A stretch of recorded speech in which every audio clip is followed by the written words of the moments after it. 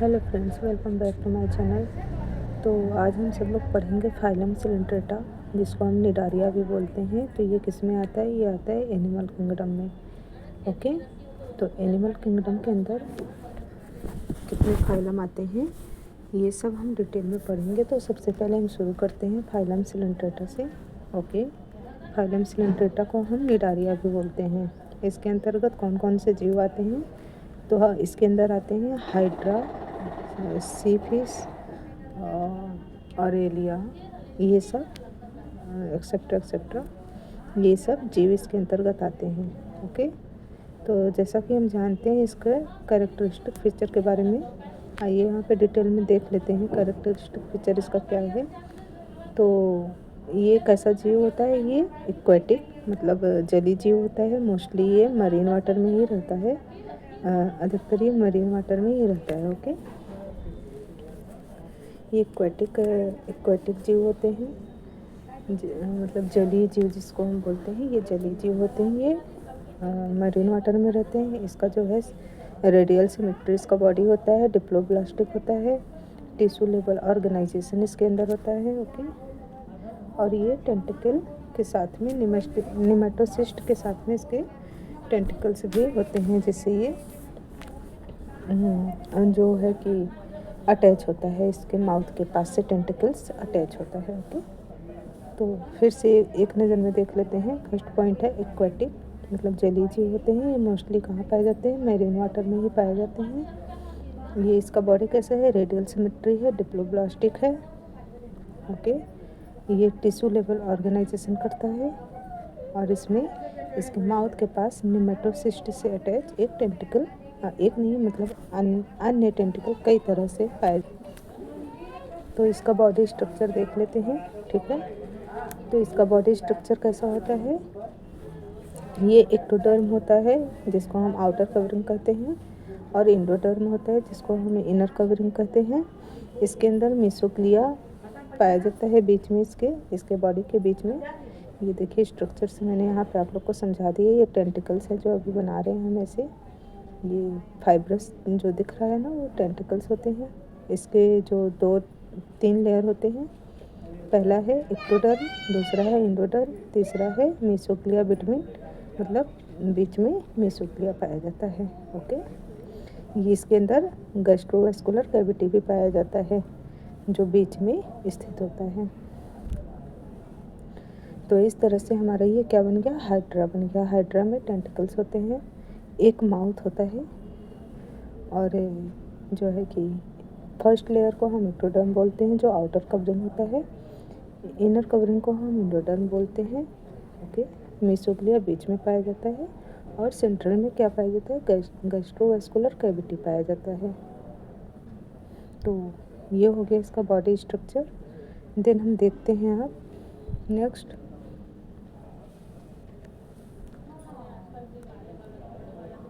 इसको आप लोग जल्दी जल्दी से लिख लीजिए। आप लोग जो भी कॉन्सेप्ट देते हैं उसको आप नोट डाउन कर लिया करिए। नोट डाउन करने से क्या होगा कि आपका हैंड राइटिंग भी, हैंड रिटन नोट्स भी तैयार हो जाएगा, और आप आसानी से इसको एग्ज़ाम वाइज पूरा डिटेल में आप याद कर सकते हैं। ठीक है,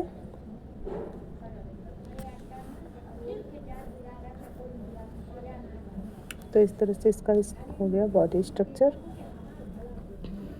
एंड अब देखते हैं हम इसका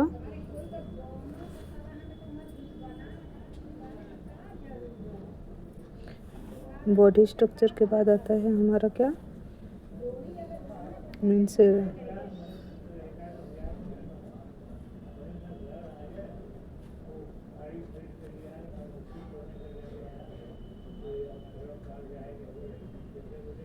ये आप लोग को हम एक फिगर यहाँ पर ड्रॉ करके दिखाते रहे, मतलब एक फिगर यहाँ पे लगा हुआ है। इसमें जो है पॉलिप और मेडुसा होता है। पॉलिप हमारा एसेक्सुअल होता है, और मेडुसा हमारा क्या होता है? सेक्सुअल रिप्रोडक्शन करता है। तो अब आता है मतलब सिलेंट्रेटा का डाइजेस्टिव सिस्टम। तो आइए देख लेते हैं इसका डाइजेस्टिव सिस्टम कैसा होता है। तो ये इनकम्प्लीट डाइजेशन करता है, मतलब ये पूरी तरह से डाइजेशन नहीं करता है, आधा अधूरा करता है। और दूसरा नेक्स्ट पॉइंट है digestion in both extra cellular and intra cellular. Means इसका मतलब हो गया ये दो प्रकार से डाइजेशन करता है, बाहर से भी करते हैं अंदर से भी करता है, एक्स्ट्रा सेलुलर भी होता है और इंट्रा सेलुलर भी डाइजेशन करता है। ठीक है, इसका जो माउथ होता है सिंगल ओपनिंग होता है, इसके जो ऊपर अपर साइड में माउथ बना होता है वो सिंगल ओपनिंग होता है वो। ठीक है, उसके ऊपर से अटैच टेंटिकल्स लगे होते हैं। देन उसका जो मैंने आपको बॉडी कवरिंग बताया है वो एक्टोडर्म एंडोडर्म होता है, मिसोग्लिया बीच में पाया जाता है, गैस्ट्रोस्केलर कैविटी भी पाया जाता है। ठीक है, अब आते हैं nervous and respiratory system, nervous system और रिस्पिरेटरी सिस्टम। तो इसका नर्वस सिस्टम और रिस्पिरेटरी सिस्टम के बारे में यहाँ पे डिटेल में देख लेते हैं। तो नर्वस सिस्टम इसमें एब्सेंट होता है, मीन्स नर्वस सिस्टम इसमें नहीं पाया जाता है।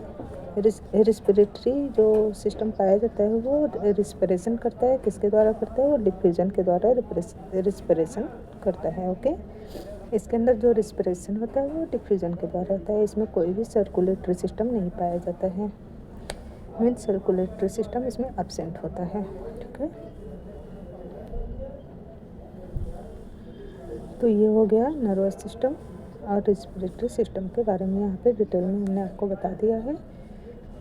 इसमें जो है डिफ्यूजन के माध्यम से ये रिस्पिरेशन करता है, इसमें सर्कुलेटरी सिस्टम एब्सेंट होता है और नर्वस सिस्टम भी एब्सेंट होता है। ठीक है,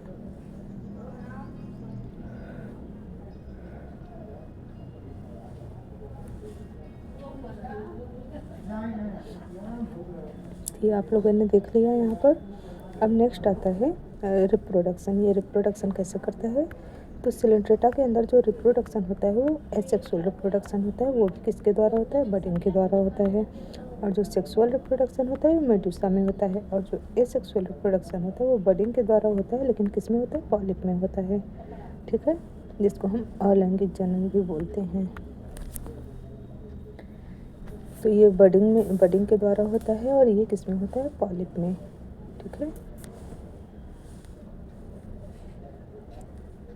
इसी प्रकार से हमारा सेक्सुअल रिप्रोडक्शन होता है जो कि मेडुसा में होता है। इसका स्ट्रक्चर अम्ब्रेला लाइक होता है, ये अम्ब्रेला लाइक स्ट्रक्चर इसमें पाया जाता है। ये मैंने जो टेंटिकल्स ऊपर निकाल दिए हैं, बट ये ऊपर के साइड में नहीं रहेंगे, ये अपर के साइड में रहेंगे। और ये गलत फिगर बन गया है, ये जो है कि टेंटिकल इसमें जो निकले होते हैं वो नीचे की साइड में होते हैं, अम्ब्रेला लाइक इसका स्ट्रक्चर होता है। और पॉलिप जो होता है आपको हम पीछे दिखाए हैं अभी, उसमें जो है कि सेक्सुअल रिप्रोडक्शन होता है और मेडुसा में सेक्सुअल रिप्रोडक्शन होता है।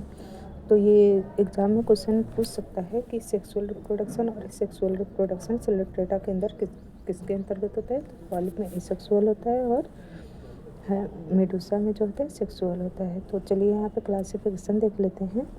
सिलेंट्रेटा के कितने क्लासिफिकेशन होते हैं, तो मेनली 3 पार्ट्स में डिवाइड होते हैं। पहला है हाइड्रोजोआ जिसको हम हाइड्रा बोलते हैं, दूसरा है स्काइफोजोआ जिसको हम मेडुसा बोलते हैं, तीसरा है एंथोजोआ जिसको हम सी एनिमॉन बोलते हैं। ओके, तो ये रहा ओवरऑल हमारा पूरा कॉन्सेप्ट। तो उम्मीद है आपको मेरी क्लास अच्छी लगी होगी। अगर आपको मेरी वीडियो अच्छी लगती है तो मेरे चैनल को सब्सक्राइब कर लीजिए, जिससे आपको डेली नोटिफिकेशन मिल जाएगा। ओके, तो ये सब मैंने आपको बता दिया है कि पॉलिप में क्या होता है, एसेक्सुअल रिप्रोडक्शन होता है, मेडुसा में सेक्सुअल रिप्रोडक्शन होता है, और एंथोजोआ में भी जो है कि एसेक्सुअल रिप्रोडक्शन होता है। ओके, तो ये सब कॉन्सेप्ट जो हमने आपको समझाया है इसका एक नोट तैयार करते रहिए, जिससे हम आपको डेली टॉपिक वाइज कुछ क्वेश्चंस यहाँ पे आप लोग को करवाते रहेंगे, तो आप लोग के लिए बेहतर एग्ज़ाम पॉइंट वाइज नोट्स तैयार हो जाएंगे।